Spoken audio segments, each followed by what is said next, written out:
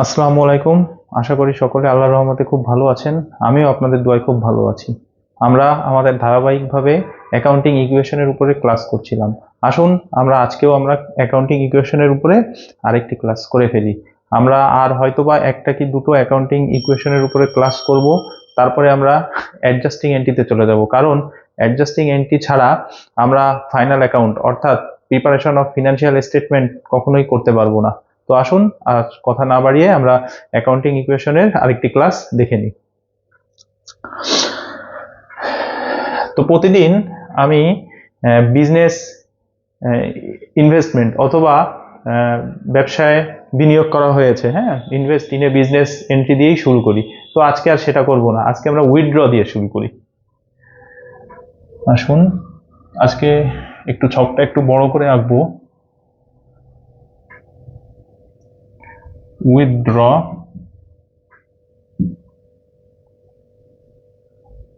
Dollar 2000 from business.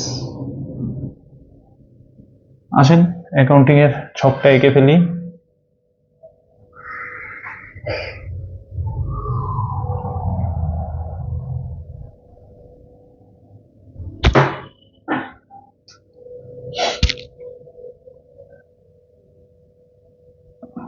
এখানে transactions,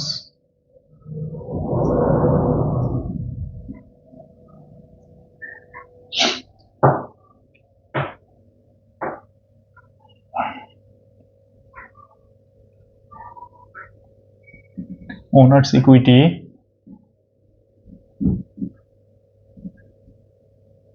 এখানে liabilities,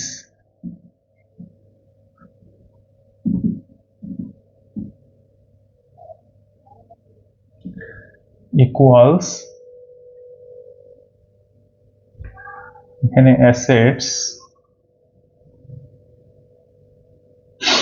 withdraw dollar 2000 from business, তার মানে উইথড্র।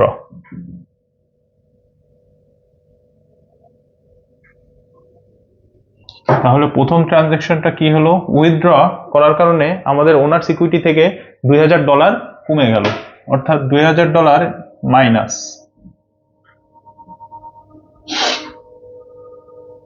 ঠিক একইভাবে আমার ক্যাশ অথবা ব্যাংক থেকে টাকা চলে গেল। ধরে নিই ব্যাংক থেকেই আমার টাকা বের হয়ে গিয়েছে 2000। উভয় পাশেই জিরো হয়েছে। আমি আবারও বলে রাখি, যখন নতুন কোনো অ্যাসেটস এবং লায়াবিলিটিস এর হেড আসবে, তখনই আমরা অ্যাসেটস পাশে অ্যাসেটস এর ঘর ক্রিয়েট করব এবং লায়াবিলিটিস পাশে লায়াবিলিটিস এর ঘরগুলো ক্রিয়েট করব। আর যখনই আমাদের ইনকাম স্টেটমেন্টের আইটেমগুলো আসবে, অর্থাৎ সকল প্রকার ইনকাম এবং সকল প্রকার এক্সপেন্স আসবে, তখন ওনার সিকিউরিটি থেকে প্লাস এবং মাইনাস হবে। ইনকাম হলে যোগ হবে আর এক্সপেন্স হলে মাইনাস হবে। আসুন দ্বিতীয় এন্ট্রিটা দেখি কি লেখা যায়।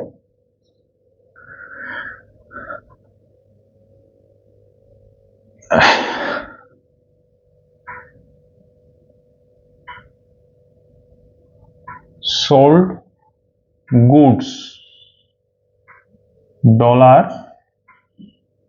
$7,000 in cash, costing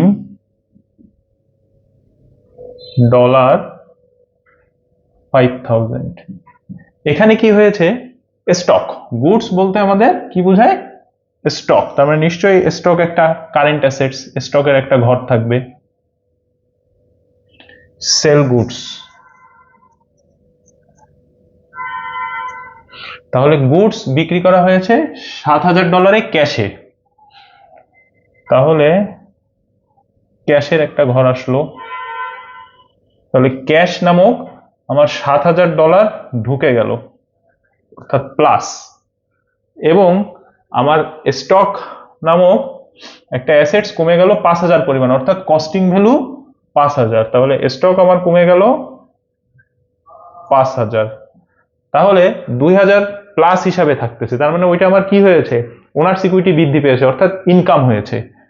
ইকুয়ালস ইনকামের ঘরে $2,000। আশা করি এটা সবাই বুঝতে পেরেছেন। এটা খুবই একটি গুরুত্বপূর্ণ অ্যাকাউন্টিং ইকুয়েশনের ট্রানজ্যাকশন, এটা প্রায় প্রত্যেক পরীক্ষাতেই আসবে।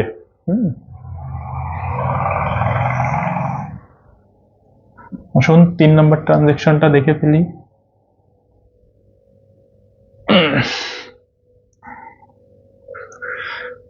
তিন নম্বর ট্রানজ্যাকশন একটা গুডস দিয়ে দেই। গুডস destroyed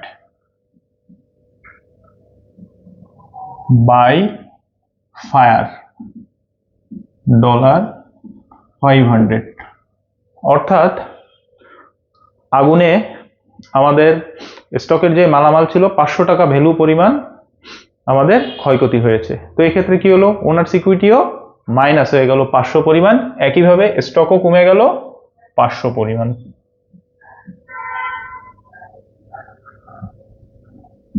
উভয় পাশই সমান। Goods destroyed by fire.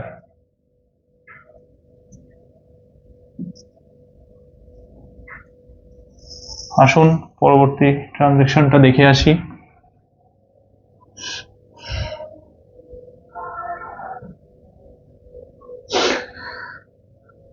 salaries outstanding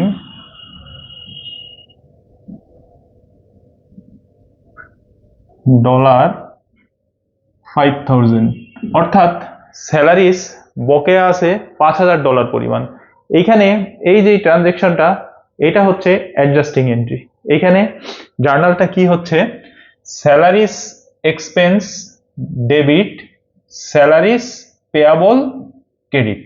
অর্থাৎ একটি লায়াবিলিটি সৃষ্টি হলো এবং একটি এক্সপেন্স সৃষ্টি হলো। তো যেহেতু লায়াবিলিটি সৃষ্টি হয়েছে সেহেতু আমাদের এখানে আসবে স্যালারিস পেয়াবল। স্যালারিস পেয়াবল, তাহলে স্যালারিস পেয়াবল একটি লায়াবিলিটি বৃদ্ধি পেল, $5,000 পরিমাণ একটা লায়াবিলিটি বৃদ্ধি পেয়েছে। একইভাবে আমাদের একটি এক্সপেন্সও বৃদ্ধি পেয়েছে, অর্থাৎ ওনার সিকিউরিটি থেকে মাইনাস। দেখেন ইকুয়ালসের উভয় পাশেই সমান, এই পাশে 0, এই পাশেও 0। এটা খুবই গুরুত্বপূর্ণ একটা এন্ট্রি, এটা প্রায় সময় পরীক্ষাতে আসে।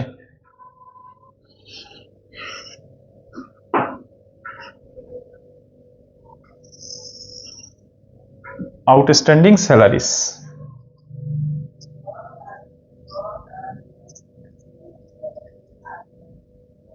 আসেন পরবর্তী এন্ট্রিটা দেখে ফেলি।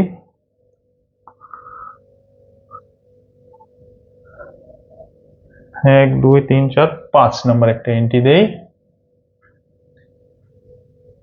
bought supplies $2,000 on account। এক্ষেত্রে সাপ্লাইস কেনা হয়েছে বাকিতে। সাপ্লাইস হচ্ছে one kind of current assets, অর্থাৎ নতুন আরেকটা ঘর আসবে সাপ্লাইস।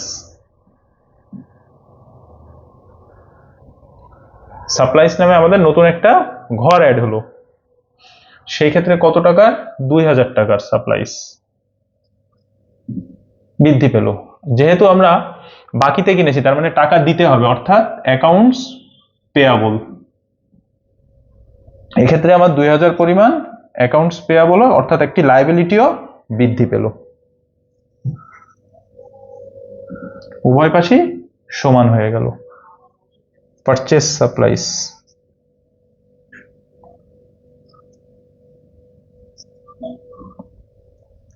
আশা করি আপনারা ইকুয়েশনগুলো খুব ভালোভাবে বুঝতে পারছেন। আসেন পরবর্তীটা দেখে ফেলি ট্রানজ্যাকশনটা। 6 এক্ষেত্রে আমি দিতে পারি পেইড ক্যাশ $3,000 for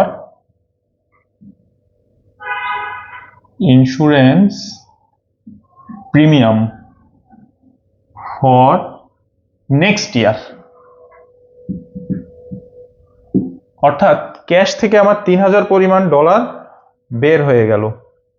এটা ব্যাংকের ঘর, এইটা ক্যাশের ঘর, 3000 পরিমাণ ডলার বের হয়ে গেল। তার বিনিময়ে আমার কি হলো, একটি প্রিপেইড এক্সপেন্স, অর্থাৎ প্রিপেইড এক্সপেন্সও one kind of current assets. আগামী বছরের জন্য আমি ইন্স্যুরেন্স প্রিমিয়ামটা দিয়ে রাখলাম, হ্যাঁ, অগ্রিম। তাহলে এক্ষেত্রে আমাদের যখন খরচের কোনো অগ্রিম হয়, সেটাই আমাদের কারেন্ট অ্যাসেটস হিসাবে গণ্য হয়, বা এটাকে এক প্রকার প্রিপেইড বলা যায়। তো এখানে প্রিপেইডের নতুন একটা ঘর আসবে, প্রিপেইড এক্সপেন্স। এখানে 3000 পরিমাণ প্রিপেইড এক্সপেন্স বৃদ্ধি পেল, অর্থাৎ একটি অ্যাসেটস বৃদ্ধি পেল এবং আরেকটি ক্যাশ নামক অ্যাসেটস কমে গেল। দেখুন উভয় পাশ শূন্য হয়ে গেছে, অ্যাসেটস এর পাশও জিরো, লায়াবিলিটিস পাশও জিরো। এটা হচ্ছে প্রিপেইড ইন্স্যুরেন্স।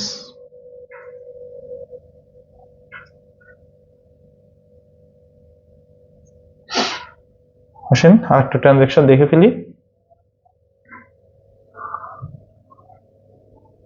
একটি গুরুত্বপূর্ণ ট্রানজাকশন দিই আপনাদেরকে, যে received dollar 6900 in bank for final settlement of $7000। এক্ষেত্রে আমার ঘটনাটি কি ঘটেছে, আমি ফর ফাইনাল সেটেলমেন্ট বিং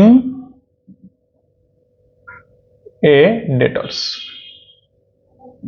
অর্থাৎ আমি কোনো একটা সেবা দিয়েছিলাম বা কোনো কিছু বিক্রি করেছিলাম, যার বিনিময়ে আমি 7000 পরিমাণ টাকা পাবো। যে অ্যাকাউন্ট রিসিভেবল ক্রিয়েট হয়েছিল তার থেকে আমি $7000 পরিমাণ টাকা পাবো। সে 7000 টাকা পরিমাণ ডলার আমাকে দিতে এগ্রি হয়েছে, কিন্তু এখানে একটা শর্ত দিয়ে দিয়েছে।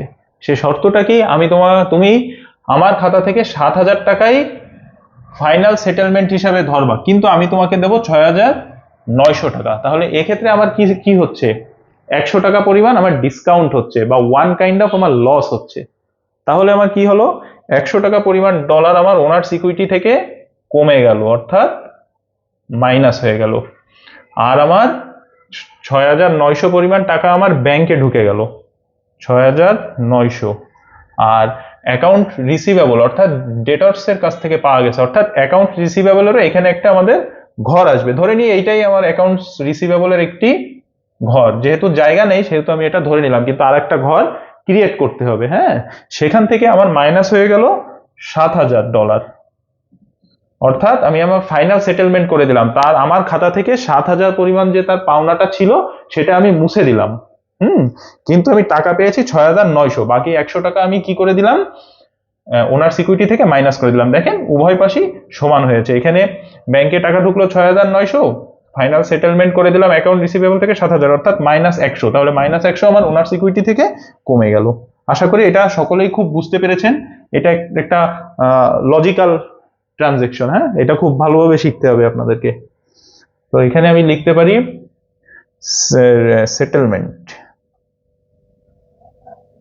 Settlement of debtors. তো এবার ব্যাংকের কলমটা যোগ করতে হবে, stock, cash, supplies, prepaid expense, account receivable যোগ করতে হবে, তারপরে প্লাস মাইনাস করলে উভয় পাশই সমান হয়ে যাবে। আমি আপনাদেরকে শেষ দিন অ্যাকাউন্টিং ইকুয়েশনের ক্লাসের শেষ দিনে একটা পূর্ণাঙ্গ অঙ্ক করব এবং একটু যোগ বিয়োগ করে দেখাবো। আশা করি অ্যাকাউন্টিং ইকুয়েশনের যে 3টা ক্লাস হয়েছে এই 3টা ক্লাসেই আপনারা যথেষ্ট পরিমাণে বুঝতে পেরেছেন। তো বাসায় আপনারা একটু বই দেখবেন, আশা করি একটু গুগলে সার্চ করবেন, তাহলে অনেক কিছুই আরো জানতে পারবেন, শিখতে পারবেন। হ্যাঁ, তো আশা করি ভালো থাকেন, দেখা হবে নেক্সট ক্লাসে। আসসালামু আলাইকুম।